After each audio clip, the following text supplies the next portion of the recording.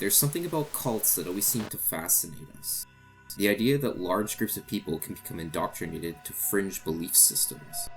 Often, the followers of them inevitably get mistreated and manipulated in order to serve the cult leader or others with positions of authority. We've seen many incarnations of the phenomenon, which always seems to end in tragedy, like the Miracle Live surgeries of John of God, where believers allowed themselves to be cut open in the hopes of curing their cancer. Another example includes the infamous Heaven's Gate cult led by Marshall Applewhite, who convinced 39 victims to end their lives so that they can board an alien spacecraft hidden behind a comet. Lastly, we have the Jonestown Murder-Suicide Massacre, which claimed the lives of more than 900 people, including ones aged 17 and under. This introduction brings us to the topic of this video, the active cult called the Temple of True Inner Light.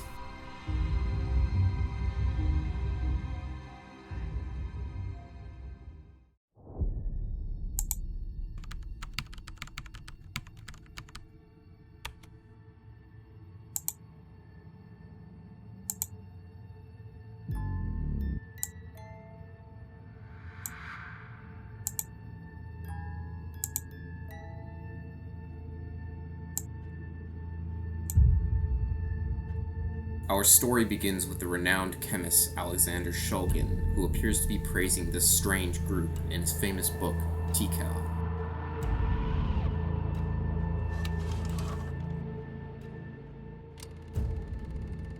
Alexander Shulgin was a chemist who discovered many psychedelic research chemicals. His books Pikal and Tikal document his research and synthesis of various psychedelic compounds, and became a popular cookbook for many clandestine labs that have been raided. Because of this, he is dubbed the Godfather of Psychedelics. The million-dollar question is, why would a respected public figure be praising such a fringe group shrouded in secrecy? The more you dig into this rabbit hole, the stranger this topic becomes. What are they hiding? Who is in on it? So many questions worth asking that we don't have answers to.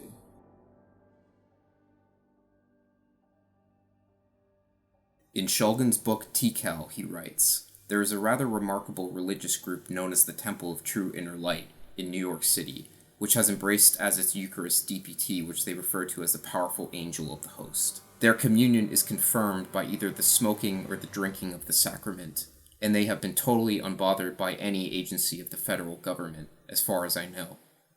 It is not as if they were unknown. Quite on the contrary.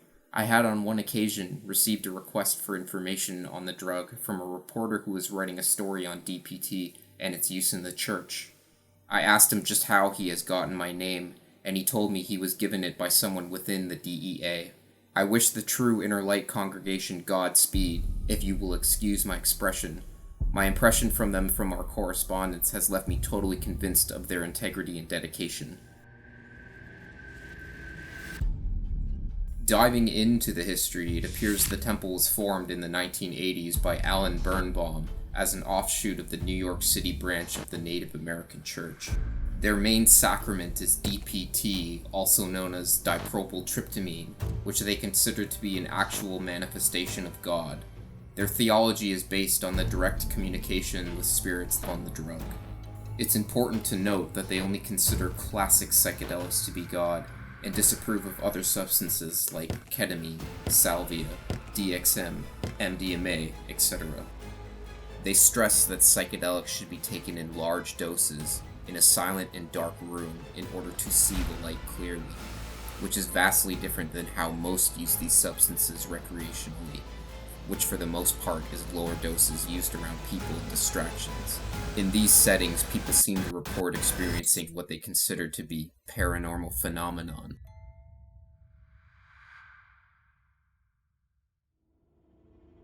The analysis of this group is not meant to reach a specific judgment, because to the experienced observer, this raises many important questions. With this in mind, the important facts of the story will be investigated from a neutral lens and perspective. It isn't clear how many members there are, but the group appears to have leadership roles since they operate as an authority structure. The group made a YouTube channel over 2 years ago with a few goals which include recruitment. In the early days of the channel, you could find strange young adults like Jack Schubert making questionable comments that attempt to challenge the group's laws. Jack writes, "I'm very close to God. Are you saying if someone was about to shoot you and others, you wouldn't shoot first? The psychedelics do not want people to become washed-out drones who stand by in a state of bliss and awe, while the evil-minded ones do whatever they wish whenever they like." It isn't clear what motivated Jack to ask this question, and whether or not it was referring to a conflict Jack was facing in his life, but he was condemned by the group and was told he had a dark soul in mind. The drama and controversy of this group is well known, and appears as somewhat of a spectacle to outsiders due to the arguments and allegations between current and former members. Doing research on what others write about this group, it is said that it seems a little cultish, has Jesus reincarnated madness, allegations of abuse, hilariously juvenile flame wars, and all non-believers said to be damned. It's important to look at the flame war and the allegations because it all starts with a former member named Fat Chance. A window into this controversy can be found when scrolling through the comment sections of articles dedicated to discussing the temple. However, much of the detailed arguments are no longer available, and we only have access to the main points originally discussed. The comments say, "This cult seduces the mind of susceptible youth by preying on their fears and using powerful psychoactive drugs to hypnotize members into believing whatever they are told. As described by previous members, this group has no limit on what it will do to keep control of its members, and will attack those who disband and spread the real word. God is not drugs. God is not Alan. God is in everything, and these people have twisted every meaning of that to fulfill their own delusions of grandeur of the divine. I hope this helps someone." Then there's a reply saying, "This sounds like it is coming from a disgraced former member of the church who tried to use his position of authority to get them into homosexuality against their will.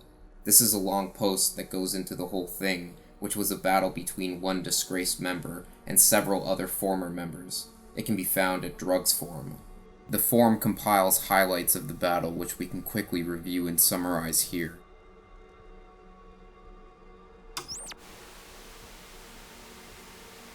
The post begins with giving evidence that Fat Chance is a pathological liar. Quote, looking at the posts from Fat Chance, first he said he was hanging out at the temple when he was 14, and he says this numerous times, obviously thinking this would look worse for the temple than if he were older. But after the temple stated that he wasn't with them until he was 17, he admitted that he didn't join until he was 17. The temple members defending themselves against his accusations of animal abuse follows. Quote, Chance also claimed that the temple tied a cat's neck to a doorknob, but after the temple explained that they put a collar on the cat and tied a fairly long rope to the collar and tied the rope to a door to prevent the cat from being able to get to the birds, Chance changed his story again. The temple members go on to explain, quote, he was a member of our temple years ago and tried to tell one of the new members that the psychedelic, which we believe to be the true God, wanted him, the new member, to get into homosexual sex with him, Fat Chance. This member did not want to do that and wasn't into homosexuality, but Fat Chance told him that it was the leaders of the temple and the psychedelic that wanted this to happen. It was a total lie. The leaders of the temple told Fat Chance to not try to have sex with this member. The temple members bring up more of his lies by quoting 3 of his past comments which have contradictions. Quote, Chance responded, I have never talked about or wanted to have sex with a dude. Fat Chance wrote, I was bi when I was a teenager. Fat Chance wrote, they're talking about how when I was 19, I had an 18-year-old friend who was talking about being bi. He knew I was a bit bi.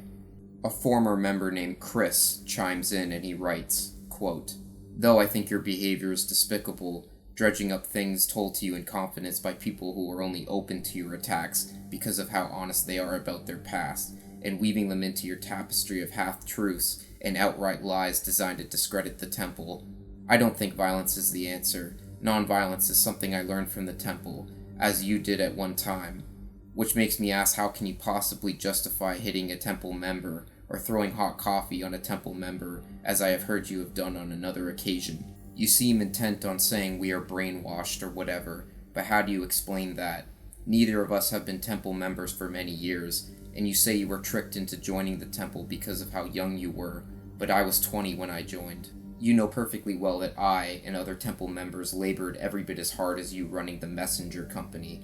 It's symptomatic of your usual arrogance to be downplaying other people's contributions to the support of the temple. There was a time that I considered you a friend. I'm not sure why you insisted on destroying that. Most of all, I just wish you would be honest with yourself.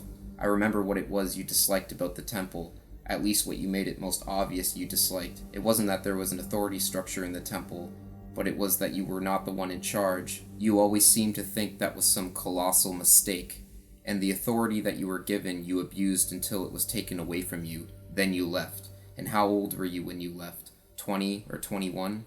Let's not forget that one of the main things leading to your leaving of the temple was the fact that you persistently tried to get one of the temple members under your authority to engage in homosexual activities with you, and your attempts didn't end until the other temple member woke up from sleep to find you non-consensually fondling them. He woke up to it in utter shock and horror, especially since he had already conveyed to you that he wasn't interested in homosexuality.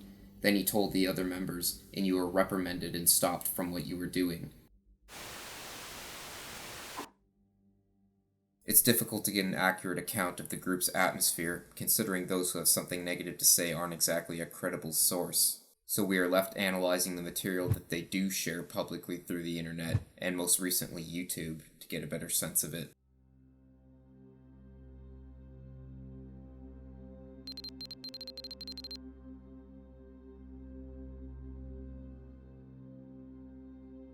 Normally, the narrator shouldn't insert themselves into the story they are trying to tell, but unfortunately, this isn't your typical video documentary. When I started documenting my experiences with DMT on shroomery.org, which is a mushroom growing forum, I developed a rapport with many of the users who were also interested in DMT. Shroomery.org, by the way, is famous for being the forum that Ross Ulbricht first advertised his Silk Road business, and was a key factor which led to his arrest. One of the members on the forum happened to be a user named Endogenous, and was known to have eccentric opinions on the topic, but I considered it no stranger than any of us trying to make sense of it. When going through his posts, it's clear that he believes the same things as the group, and quotes the same scripture that they quote in their YouTube channel. Him and I even interacted with each other on the forum, and I always respected his input on DMT and other entheogens. However, when people would post about the group, he seemed to be distancing himself from any affiliation.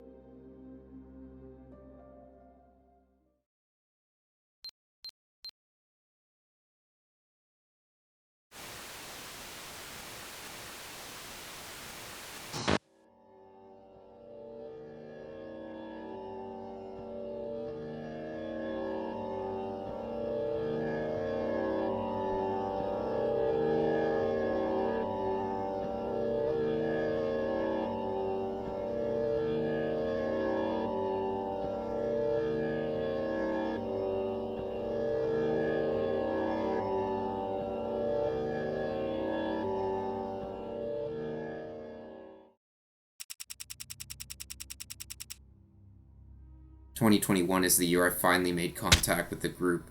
I started to experiment with the Eucharist DPT, and the group contacted me through YouTube to tell me how to use it properly. Upon introducing themselves, they mentioned that we have a mutual peer, and that it happened to be Endogenous from the Shroomery. For some reason, I believed that the person speaking to me through their main channel was Endogenous, and that he was the leader of the group at the time, though in retrospect it doesn't appear to be the case. The one speaking for the group appeared to be someone named Vincent, and there were many other accounts posting during our conversation as well, but then they were deleting their posts right after. When I first accused Vincent of being Endogenous and the leader, he replied with this message: "I am Endogenous, really. I am the leader or head of anything in this world, really. Stop spreading lies. I am not Endogenous, and I have not posted on Shroomery. I am aware of the posts of Endogenous, and I could never hope to be as wise or knowledgeable as Endogenous. I do, however, believe the things that Endogenous has stated. Where do you get all these lies you keep spreading? I am not the leader of any temple. In fact, I am in the lowest position, with the least authority. I have been summoned by the psychedelics themselves to confront all the false teachers of the psychedelics that are misleading humans with their erroneous beliefs of their own mind's confusion. You will not be able to ingest any true psychedelic without their condemnation if you don't stop spreading lies about their messengers. I am not endogenous from shroomery. I am not the leader of any organization whatsoever. May God have mercy on you. Vincent. After posting his reply, other temple members would then like his post.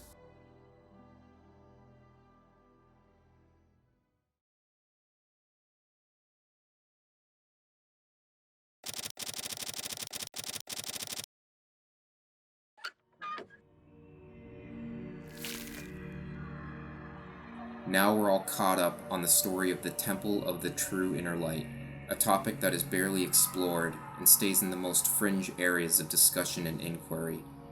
It's difficult to predict what kind of influence they will have on the people that happen to interact with them, but I think it's just far too interesting to just forget about, and who knows what the future will hold for them. One thing I do believe, though, is the story's far from over. Thank you.